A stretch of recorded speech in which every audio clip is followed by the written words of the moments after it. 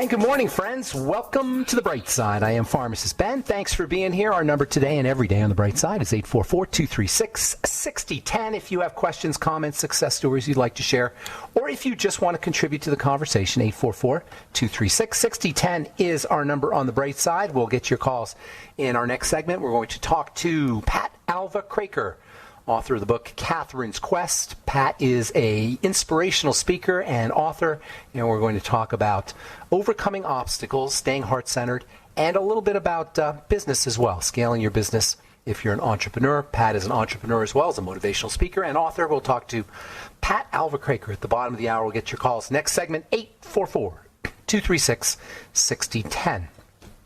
If you want to purchase longevity products, go to brightsideben.com, pharmacistben.com, or criticalhealthnews.com. And if you want to sign up to join the Brightside Ben team, click on the Join the Team link at brightsideben.com, pharmacistben.com, or criticalhealthnews.com. You can also call 866-735-2470 for more information, 866-735-2470. All right, our number today, 844-236-6010. We'll get your calls in our next segment. Pat Alva-Craker, author of the book Kathryn's Quest, will be with us at the bottom of the hour. Want to continue talking about antibiotics and antibiotic resistance. We spent time talking about vaccinations, and we talked about antibiotics, all based on the idea that we are medicalizing ourselves to death. Medicalization, the idea of using medicines to treat whatever ails us, the idea of just taking drugs and taking medications when we're sick, does not serve us, and nothing exemplifies this concept. The idea that medications are oftentimes, most of the time, not our friends, although sometimes they are. Sometimes you need medicines, and I've said that many times, that pain pills and sometimes antibiotics can be helpful, but the overuse of medicines, the idea that we can just medicalize ourselves when we're sick and take a drug, this paradigm, this model, this concept that we can just take drugs to get better, as ancient as this concept is, it goes way, way back to Sumerian times, it just doesn't serve us. And a classic example is this idea of antibiotic resistance, where antibiotics, which are truly lifesavers and truly one of the miracles of modern medicine, have turned into being monsters. Can you imagine having an infection and no antibiotics work for? And antibiotic resistance is not just caused by overuse of antibiotics by people. It can be caused by overuse of antibiotics in animals. In fact, billions, or I should say millions of pounds of antibiotics are sold every year to animals. 13 million pounds of antibiotics are sold to farmers in the year 2019. The most frequently used antibiotics in livestock are the tetracyclines, which were discovered in the 1940s. They're a natural secretion of soil bacteria, and today they are among the most widely dispensed of all human and animal antibiotic medications. They're actually considered to be essential medication by the World Health Organization. After penicillin, the tetracyclines, which include minocycline and doxycycline, very often prescribed for acne and other skin issues, are the most commonly dispensed, or among the most they very well may be the most commonly dispensed antibiotics. Certainly, penicillin and tetracycline, I'd say, are 1-2 in terms of commonly dispensed antibiotics. And the tetracyclines are also one of the most likely of the antibiotics for bacteria to develop resistance to, probably because of long-term exposure. In addition to resistance, long-term exposure, long-term use of the tetracyclines are known to cause, or is known to cause, staining of the teeth, sometimes the gums, sometimes the inside of the mouth, sometimes even the bones. There's a condition called black bone disease that's caused by minocycline. Unfortunately, while no one should be on an antibiotic for a long period of time, many patients are dispensed tetracyclines, minocycline, and doxycycline included, for months or even years. You know what else? The tetracyclines are known to exacerbate autoimmune symptoms. They're known to cause muscle weakness. They've been associated with kidney disease. And most importantly, probably, or most notably, the tetracyclines are known for their ability to chelate minerals, to attach themselves to minerals. If you've ever gotten a prescription for tetracycline or minocycline or doxycycline, you'll see a sticker on the bottle that says, don't take with calcium. Don't take with calcium-containing foods. Don't take with calcium. Don't take with antacids.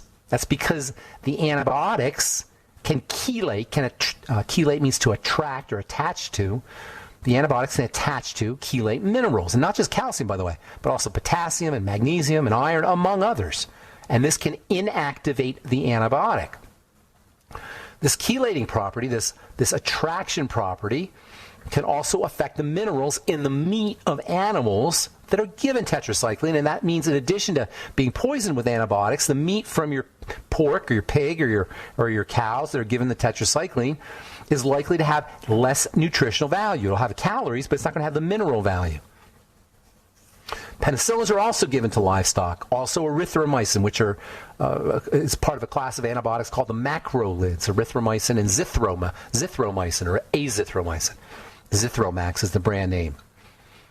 And if you're wondering if eating meat contained with antibiotics can cause a problem with allergies, it's very likely. If you have an allergy to antibiotics, if you have a penicillin allergy, for example, how do you know that you're not getting an allergic reaction when you eat the meat?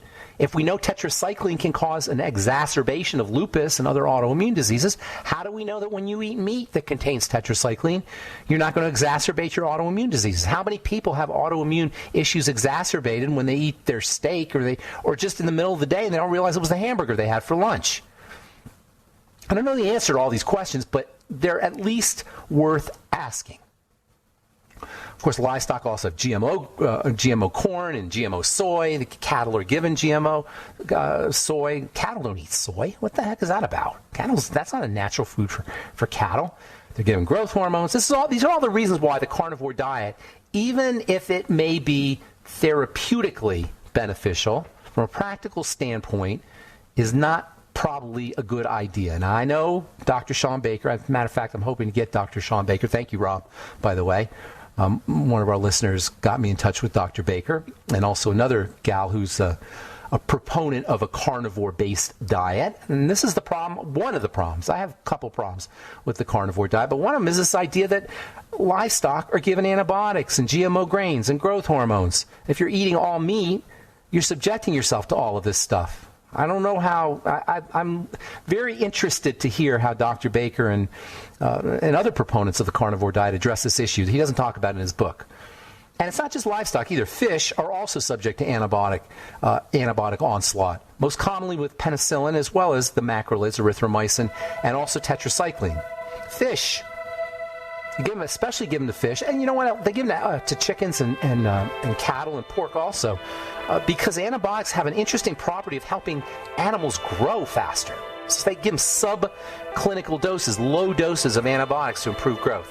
All right, I'm Pharmacist Ben. We'll be back on the bright side with your phone calls and more good health information. 844-236-6010 is our number.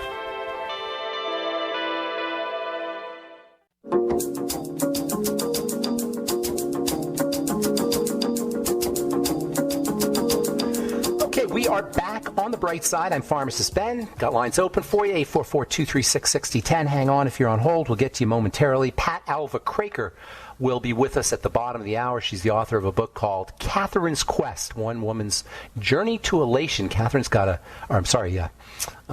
a really interesting story, really interesting personal story to tell. She's a breast cancer survivor. She lost her husband suddenly, and she figured out how to deal with it, and I love stories like that. Figuring out how to deal with life is really important. Nobody has a life where there's no bumps and there's no obstacles and there's no traumas and stresses. It's just in the nature of life to have traumas and stresses and bumps and bruises, and that's the journey. It's not about whether something's good, whether our lives are smooth or whether our lives are not smooth. It's about how we deal with our lives. I love stories about people who manage to overcome obstacles. We want to learn from those people. We want to learn from people who manage to overcome obstacles and somehow come out the other side better and stronger. Pat's story is very inspirational. Kathryn's Quest is her book. We'll talk to Pat Alva Craker at the bottom of the hour. We'll get your calls in our next segment, 844-236-6010.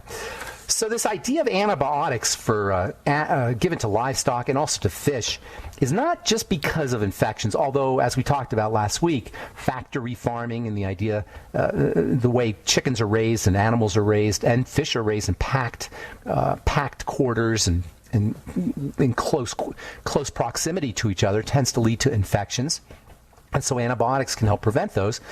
But they also give subtherapeutic levels of antibiotics as growth promoters. This was discovered accidentally in the 1940s when it was observed that chickens who were given, little baby chicks who were given antibiotics for infections, to prevent infections, had improvements in growth. So all of a sudden the agriculture industry, which is obviously focused on growing bigger, fatter animals, they got the idea that, hey, we'll just give the antibiotics. We'll give small doses of antibiotics to the chicks or to the cattle, and we'll get fatter cattle. And that's exactly what happened. They got bigger animals when they gave them low doses of antibiotics. Remember, it's the low doses of antibiotics that lead to the resistance problem.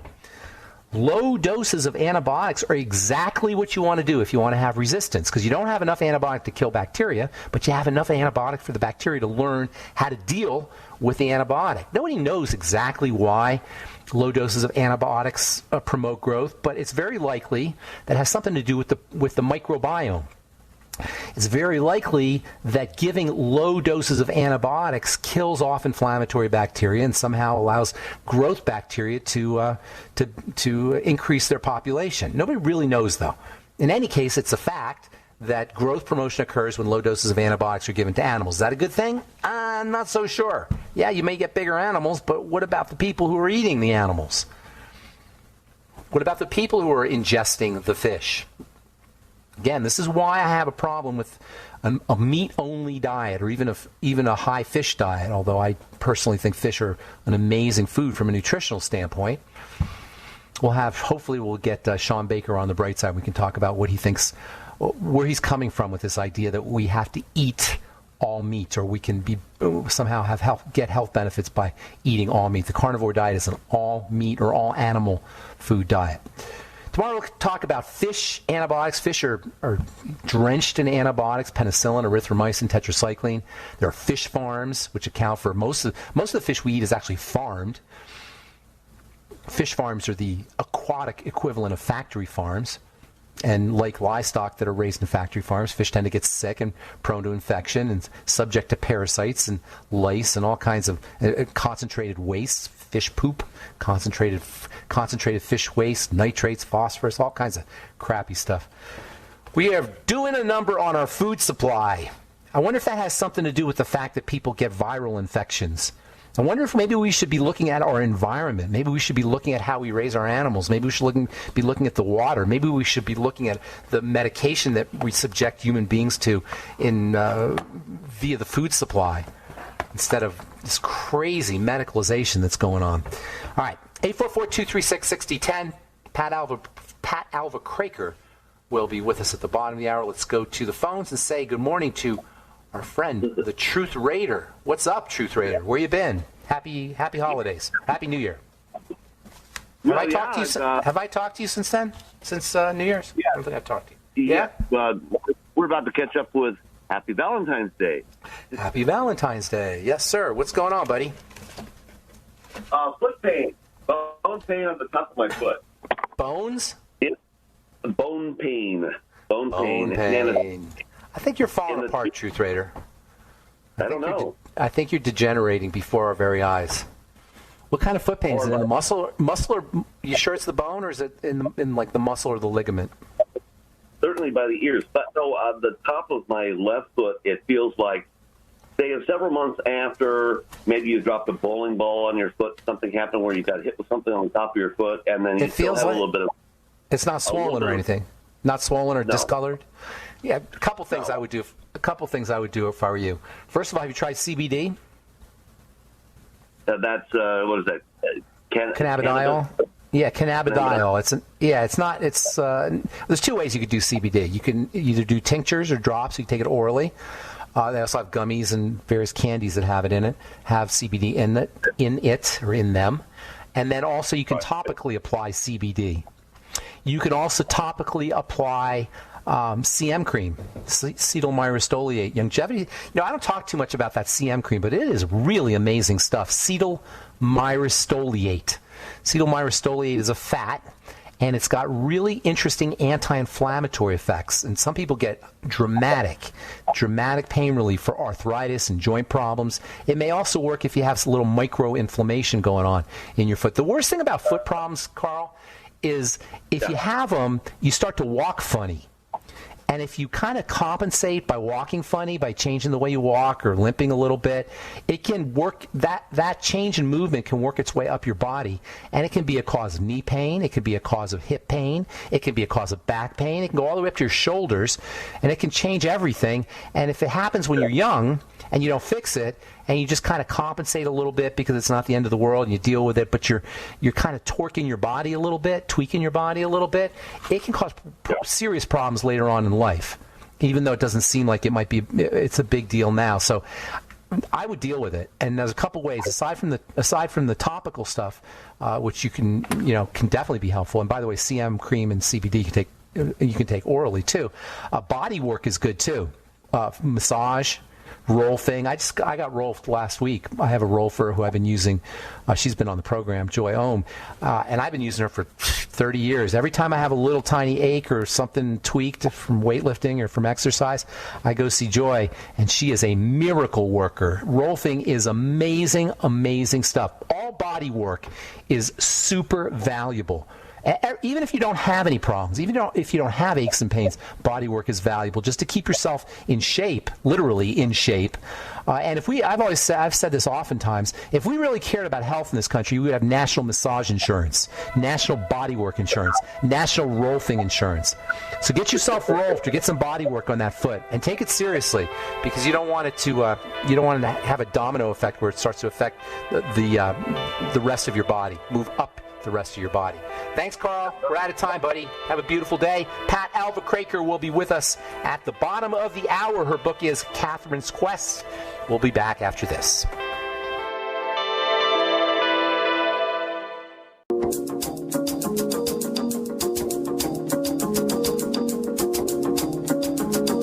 Okay, we are back on the bright side.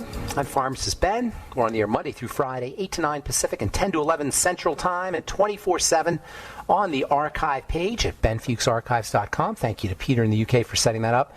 Also, brightsideben.com, and you can purchase longevity products at brightsideben.com, pharmacistben.com, and criticalhealthnews.com. Also, sign up to join the Brightside Ben team off the websites, brightsideben.com, pharmacistben.com, or criticalhealthnews.com, or you can call 866-735-2470, 866-735-2470. If you want to purchase Truth Skin Health products, all formulated in my compounding pharmacy for wound healing. Wound healing equals beauty. All our Truth treatments are made without preservatives, fragrances, fillers, waxes, emulsifiers, water, silicone, vegetable oil, nothing your skin doesn't need or doesn't want in any of our Truth Skin Health products, and they work. They're powerful, and you don't need a lot of product, just 1 or 2 drops of our Truth Transdermal C Serum, a tiny half pea-sized amount of Truth Retinol Gel, or Truth Transdermal C Balm.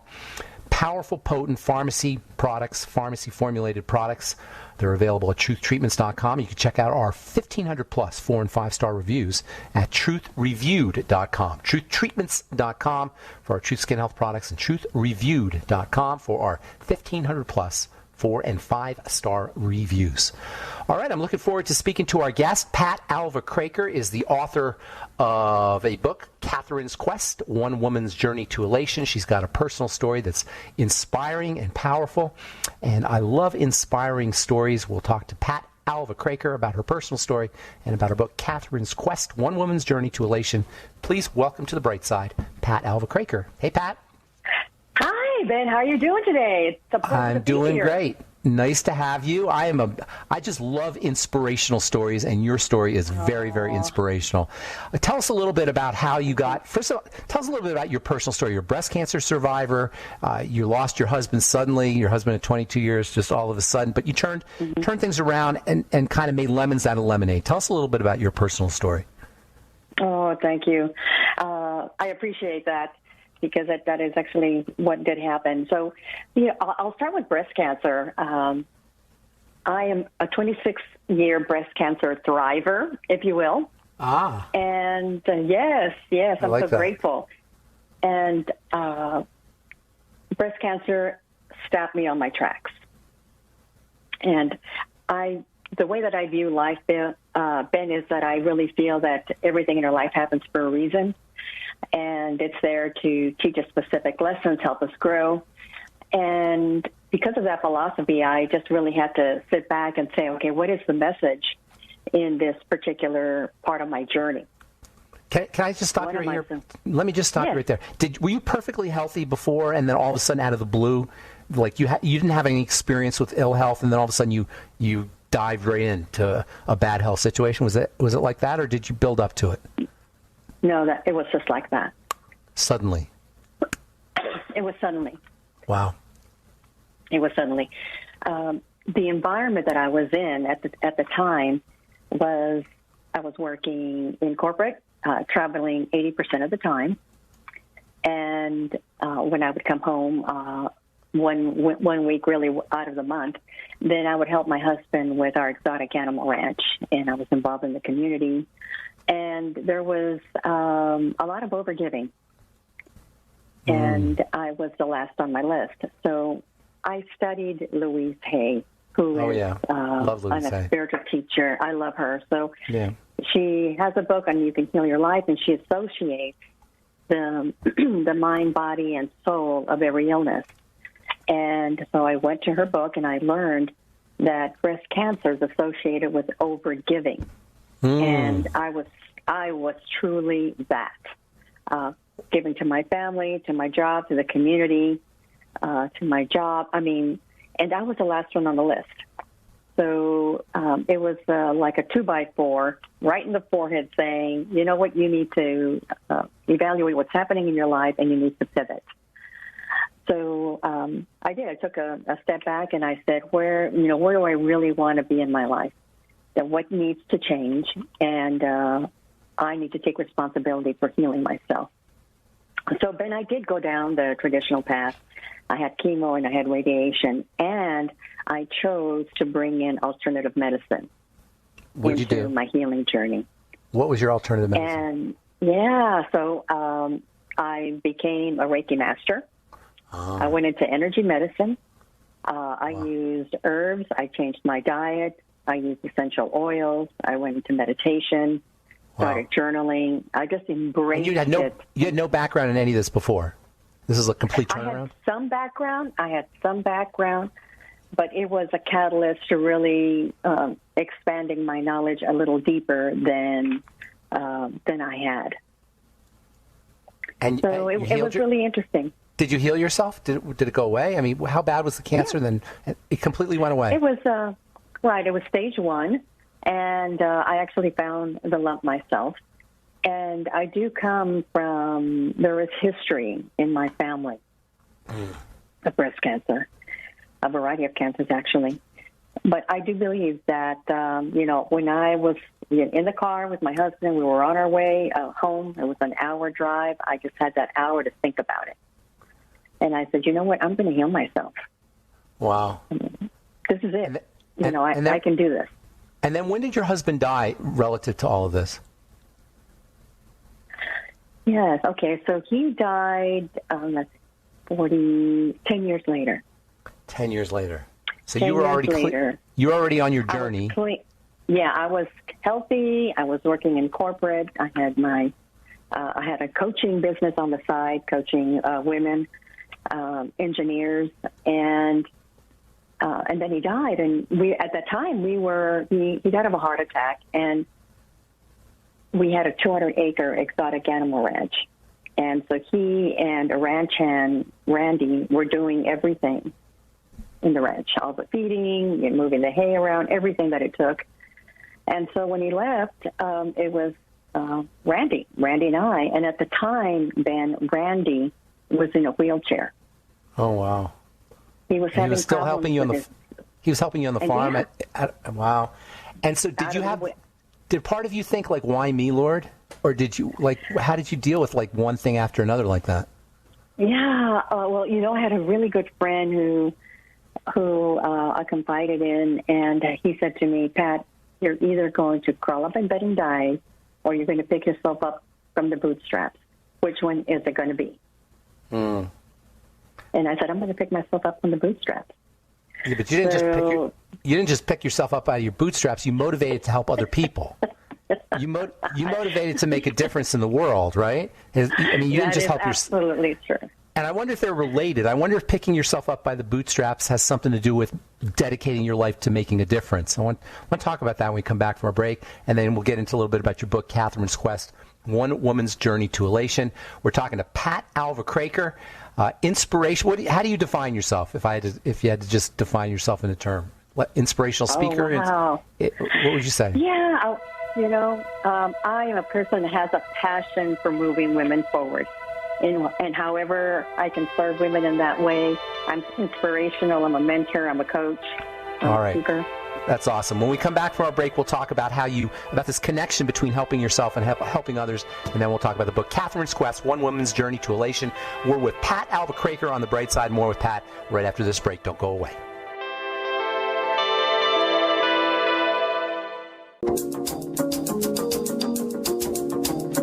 All right, we're back on The Bright Side. We're talking to Pat Alva-Craker, author of the book, Kathryn's Quest, One Woman's Journey to Elation.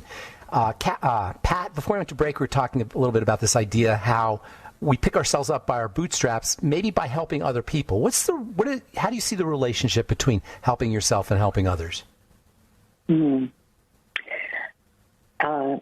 love the question. It's always been a passion for me to help others, and especially women. Having been in a male-dominated field for 35 years, I saw the opportunity to really help women move up who were really ambitious and just needed that cocoon and mentoring. And what I ended up learning through all of my experiences in helping women is that we get ahead by better leading ourselves.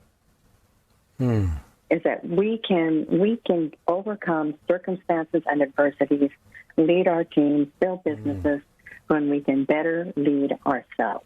Wow. That's very, very profound. So in other words, see yourself as a leader and a follower, kind of. Like there's a part of you that follows and a part of you that leads. That's very, very interesting stuff. So what motivated you to write the book, Kathryn's Quest? Tell us a little bit about the book first, and then what motivated you to write it? So Kathryn's Quest is about a woman who loses her business, her marriage, and her home. So she's in despair, looking for hope and trying to, how am I going to get myself out of this? And in the process of moving all her stuff out of her home, she goes to the attic and she finds a trunk. And in that trunk is a journal that belonged to her favorite uncle. And she starts reading the journal, and he was on his personal path to elation. And he starts visiting these 7 islands, amplify beliefs and values and a way of living and a way of leading yourself so that on the other end you can get to the point where you're elated. And so she starts starts learning through him and his journey. And by applying the principles that I actually share in the book, because there's a section in each chapter on Pat's musings, and there are principles and exercises that I personally used myself and have used with my clients to help them better lead themselves. And it's a point, if everyone reads the book and goes to the end, they end up better leading themselves and have a set of exercises that empower them to lead a better life. What does elation look like? Elation is beyond happiness. Elation is like the birth of your first child, that level of happiness. It's when you're going down the aisle with your best friend and the person that you loved so deeply. It's getting your first home. It's that level of happiness that just exudes your body, and you can't smile wide enough and big enough because you're just so happy. Is there spirituality associated with elation? Or does spirituality lead you to elation, or is it an aspect of spirituality? Yeah, I believe that it's all connected. Elation and making the choice to be elated, And doing the things that make you elated is all an inside job. So I believe in living a life that connects the mind, body, and soul. So the way I live it, yes, it is all connected and it is spiritual. Okay, now you said that you have like steps to get to it, or process, like 7 processes. Yeah, I have different processes. Yeah, I have different processes in the book that amplify the different values and beliefs and habits that you can embrace in your day to help lead yourself and in the end transform and become a happier, more elated person. Give us one. Give us a powerful one. Okay. I believe that we are our best teacher. And the way that we improve from each day is by looking back at the previous day. And so one of the practices that I have is called Unraveling. So at the end of the day, before you go to bed, you play back your day as if it was a movie.